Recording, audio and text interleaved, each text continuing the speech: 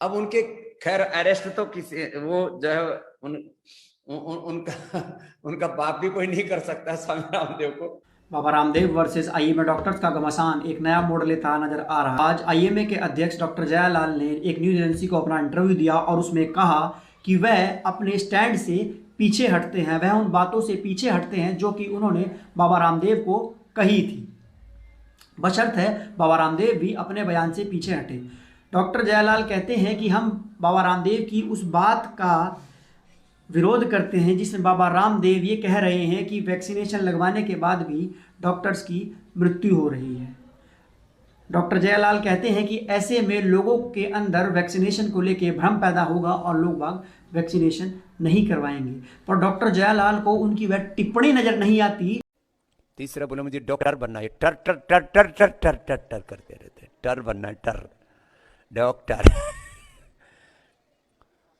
1000 doctor तो अभी corona की डबल वैक्सीन लगाने के बाद मर गए। कल क्या समाचार है? कितने? 1000 डॉक्टर डबल वैक्सीन लगाने के बाद भी मर गए। अपने आप को ही नहीं बचा पाई, वो कैसी डॉक्टरी?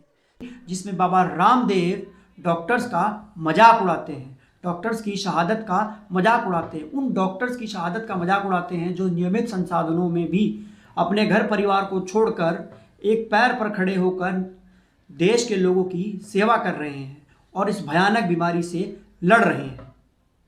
बाबा रामदेव ने एक बयान और दिया था जिसमें वह एक सार्वजनिक मंच पर से एलोपैथी की दवाइयों का विरोध करते नजर आ रहे हैं। बाबा रामदेव कह रहे हैं कि एलोपैथी की वो दवाइयाँ जिनसे कोरोना का इलाज कर रहे हैं बिल्कुल बेकार हैं, बकवास हैं और एलोपैथी मेडिकल साइंस के साथ एक खिलवाड़ है। उनके इस बयान के बाद उत्तराखंड आईएमए ने बाबा रामदेव के ऊपर 1000 करोड़ का मुकदमा कर दिया था और कहा था कि जब तक बाबा रामदेव एक वीडियो बनाकर सार्वजनिक रूप से माफ़ी नहीं मांगेंगे तब तक वह अपना दावा वापस नहीं लेंगे। पर आज इस मुद्दे में एक नया मोड़ आया है जब आईएमए के अध्यक्ष डॉक्टर जयालाल अपने स्टैंड से पीछे हट गए हैं। हालांकि बाबा रामदेव के इन बयान के बाद डॉक्टर हर्षवर्धन ने बाबा रामदेव को ऐतराज़जनक एक चिट्ठी भी लिखी थी जिसको पढ़ने के बाद पता लगता है कि उसमें ऐतराज़ कितना है और प्रार्थना कितनी। पढ़ने के बाद हमको तो ऐसा लगता है इसमें ऐतराज़ तो कहीं नहीं किया गया, बस प्रार्थना की है और अर्जी की गई है। हम आपको बता दें, अगर ये बयान जो बाबा रामदेव ने दिया है, अगर ऐसा बयान देश का कोई और विपक्षी नेता दे देता या कोई एक्टिविस्ट दे देता या कोई और व्यक्ति दे देता तो न्यूज़ मीडिया चैनल उस व्यक्ति की धज्जियां उड़ा देते। व्यक्ति के खिलाफ देश भर में एफआईआर हो जाती, रासुका लग जाता, देशद्रोह के मुकदमे चल जाते, उसके पुतले जला दिए जाते, उसके खिलाफ ट्रोल आर्मी सोशल मीडिया पर ट्रेंड चलाती, उसके चीथड़े उड़ा देती, आईटी सेल के लोग उसको गद्दार कह देते, देश निकाला दे देते। पर बाबा रामदेव के इस बयान के बाद उनके ऊपर कोई एक्शन नहीं लिया जा रहा। अब उनके खैर अरेस्ट तो किसी वो जो है उनका बाप भी कोई नहीं कर सकता स्वामी रामदेव को। विश्वसनीयता के ऊपर सवाल उठा रहे हैं और लोगों को भ्रमित कर रहे हैं कि वैक्सीन लगवाने के बाद भी डॉक्टर मर रहे हैं। 1000 डॉक्टर तो अभी कोरोना की डबल वैक्सीन लगाने के बाद मर गए। कल क्या समाचार है? कितने? 1000 डॉक्टर डबल वैक्सीन लगाने के बाद भी मर गए। अपने आप को ही नहीं बचा पाई, वो कैसी डॉक्टरी? तो लोगों की जान कैसे बचेगी? ऐसे में बाबा रामदेव के ऊपर कोई भी एक्शन नहीं लिया जा रहा।